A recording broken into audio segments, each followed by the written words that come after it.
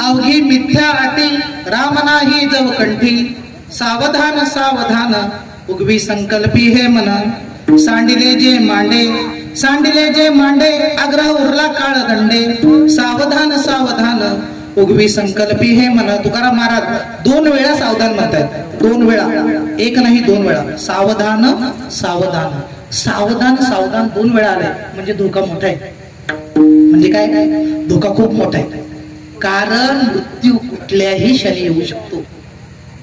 म्हणून काय कर, तुझ्या ज्या मनाच्या संकल्पना आहेत, तुझ्या ज्या मनाच्या कल्पना आहेत, महत्वाकांक्षा आहेत, आशा आहेत की हे कम होईल, हे करेल. जिंदगी एक किराए का घर है, इतना एक दिन दबाना पड़ेगा.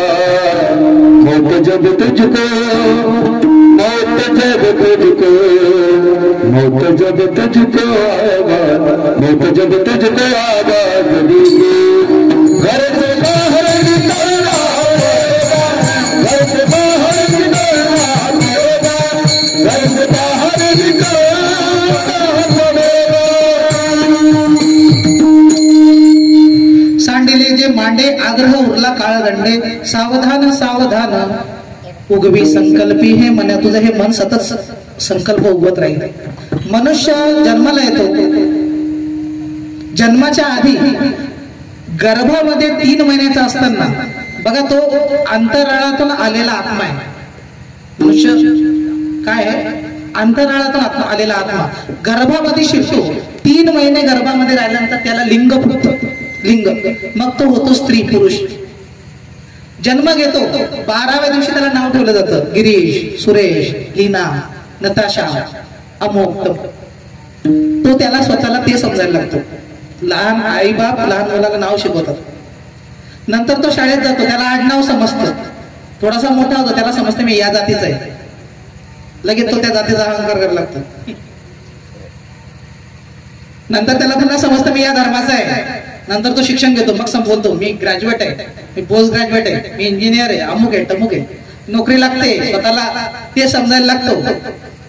लग्न होत आहे, स्वतःला कुणाचा तरी पती समजायला लागतो. आणि जे मूळ स्वरूप आहे, मी आत्मा आहे, मी चैतन्य आत्मा आहे, मी शरीर नाही, हे तो विसरतो. आणि एक दिवस असाच त्यामध्ये गुरफटत असताना हे जे आवरण आहे ते चढत जातात आणि त्यातला जो आत्मा आहे तो एक्झिट करतो.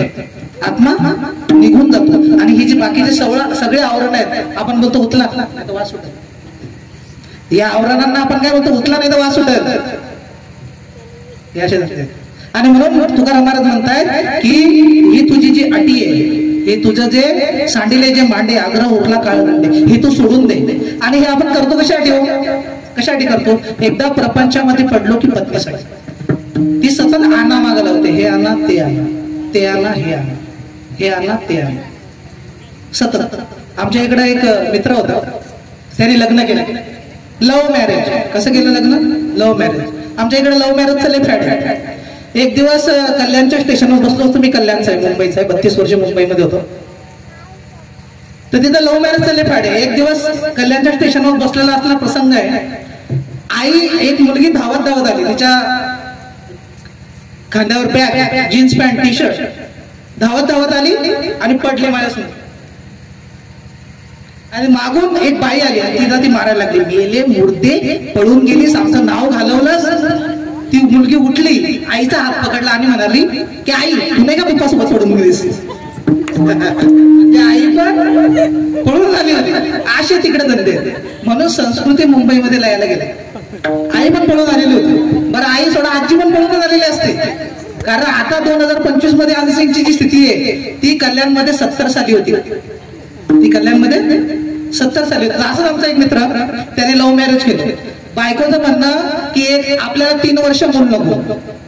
बायकोचं म्हणणं आम्हाला 3 वर्ष मूल नको, आपण काय करू, मस्त एन्जॉय करू, फिरू, उटी, मनाली, राजस्थान, सगळं जग आपण बघू, स्पेन, स्वित्झर्लंड सगळं बघू. याला रगड पगार, कॉर्पोरेट मध्ये कामाला.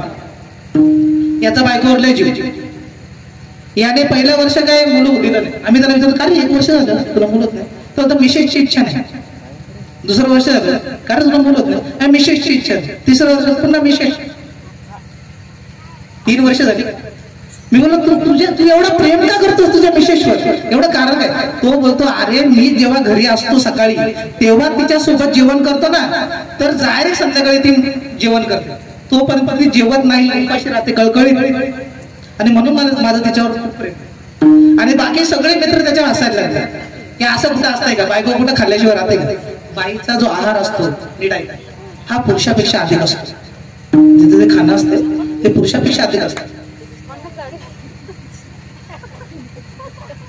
ती उपाशी राहू शकत नाही, ती लुटून बसते आणि बोलते या लवकर घरी, जेव्हा थांबले काहीतरी खाल्लेलं असतं ती तुम्हाला बसवते. मग आम्ही ते मित्रमंडळी हसले आणि त्याला बोलले की तुझ्या घरात सीसीटीव्ही आहे का? तो बोलतो आहे. मग त्याने त्याला सांगितलं की एक काम कर, तुझ्या मोबाईल मध्ये तू त्या सीसीटीव्हीचा एक्सेस घे, म्हणजे मोबाईल मध्ये तुला सीसीटीव्ही बघता आला पाहिजे अशी काहीतरी सोय कर. आणि एक काम कर, किचन मध्ये सीसीटीव्ही लाव, किचन मध्ये सीसीटीव्ही लाव. आणि मग त्याने तसं केलं आणि मोबाईलवर एक्सेस घेतला. दुसऱ्या दिवशी बायको सोबत पोहे खाल्ले, टिफिन घेतला आणि हा गडी निघाला, ऑफिसला पोहोचला, लंच ब्रेक झाला, टिफिन खोलला, त्याला बायकोची आठवण आली की बायको जेवली नसेल. त्याने मोबाईल खोलला आणि सीसीटीव्ही मध्ये बघायला लागला, तर बायको मस्त टीव्ही समोर सोफ्यावर बसून अंगूर खात होती, मस्त अंगूर खात होती. आणि तेवढ्या रस्त्यावरून एक माणूस चालला होता, तो म्हणाला 40 रुपयाला 2 ऊस, 40 रुपयाला 2 ऊस, 40 रुपयाला 2 ऊस. या बाईने लगेच ड्रॉवर खोलला, टीव्ही समोर 40 रुपये काढले, 2 ऊस घेतले आणि चावून चावून चावून चावून खायला लागली. आणि ते बघितलं, त्याने विचार केला की जाऊ दे हे पण उपवासाला चालतात, तिथं मी येईपर्यंत उपवास. त्याने तो मोबाईल बंद केला, टिफिन संपवला आणि परत थोड्या वेळाने मोबाईलचा एक्सेस उघडला. मोबाईलचा एक्सेस उघडला तर बघितलं की बायको पुन्हा टीव्ही बघते आणि मस्त चिप्स खाते. मस्त काय करते? चिप्स खाते. तेवढ्या दारावरून परत एक माणूस आला की 50 रुपयाचे अर्धा किलो चिकू, 50 रुपयाचे अर्धा किलो चिकू, 50 रुपयाचे अर्धा किलो चिकू. ही बाईने परत ड्रॉवर खोलला, 50 रुपये काढले, अर्धा किलो चिकू घेतले, किचन मध्ये आणले आणि मस्त खाल्लं. एक एक चिकू, एक एक चिकू, एक एक चिकू, एक एक चिकू. आता मात्र त्याच्या डोळ्यात पाणी आलं की बायकोने आपल्याला फसवलं आणि मित्र खरंच सांगत होते. मग त्यांनी काय तो मोबाईल हाताचा टाकला नाही, ते चिकू खाऊन झाले. हा बघतोय, थोड्या वेळाने वांग्यावाला आला, 20 रुपयाचे पावभर वांगे, 20 रुपयाचे पावभर वांगे, 20 रुपयाचे पावभर वांगे.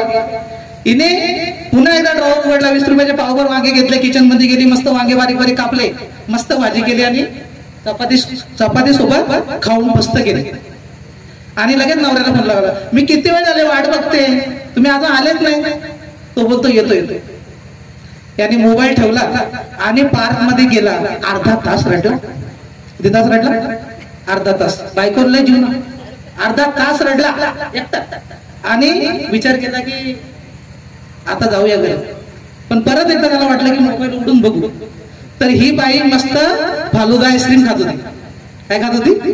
फालुदा आईस्क्रीम.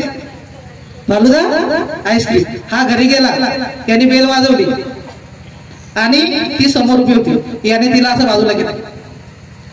ती बोलते का हो करता मला अशी धुसफूस? तो म्हणाला 40 रुपयाचे 2 ऊस. तो गेला, त्याने बॅग दिली फेकून. ती बोलते का हो लागलं असे सगळे वस्तू तुम्ही फेकू? तो म्हणाला 50 रुपयाचे अर्धा किलो चिकू. तो तिथे बसला आणि त्याने असे पाय लांबवले आणि इकडे तिकडे शून्यामध्ये बघू लागला. ती त्याच्या जवळ येऊन बसली, याने त्याला अशी टांग मारली. ती म्हणाली का हो मला अशी मारता टांग? तो टांग का हो मला अशी मारता टांग? तो म्हणाला 20 रुपयाचे पावभर वांग. नंतर त्याने ड्रॉ उघडला, बाम काढले आणि डोक्याला क्रीम लावायला लागला, बामची क्रीम. ती म्हणते का लावता अशी डोक्याला क्रीम? तो म्हणाला 50 रुपयाची फालुदा आईस्क्रीम. तेव्हा तिच्या लक्षात आलं की याला सगळं समजलं आणि तेव्हा ती त्याची समजूत काढायला लागली की मला आज खूपच भूक लागली होती. अशी बायका लपाड. तुमचा अमूल्य देह तुम्ही त्यांच्या आग्रह, त्यांच्या इच्छा पूर्ण करण्यासाठी वाया घालू नका. त्यांचे आग्रह, त्यांच्या इच्छा पूर्ण करण्यासाठी वाया घालू नका. मी असं म्हणत नाही काम करू नका, माझ्याकडे त्याला जमलं नाही. तुम्ही जे काम करताय ते करत असताना बायकोवर पक्क नियंत्रण ठेवून, तिच्या इच्छांवर नियंत्रण ठेवून, भले गरिबीमध्ये का असेना जगत राहायचं, आपलं काम करत राहायचं आणि मुखाने राम नाम घेत राहायचं अभंगाच्या दुसऱ्या चरणात.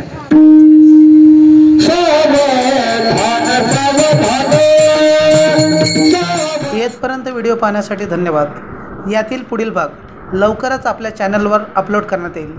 त्यासाठी व्हिडिओला लाईक करा, शेअर करा, कमेंट करा आणि पुढील व्हिडिओसाठी चॅनलला सबस्क्राईब करा.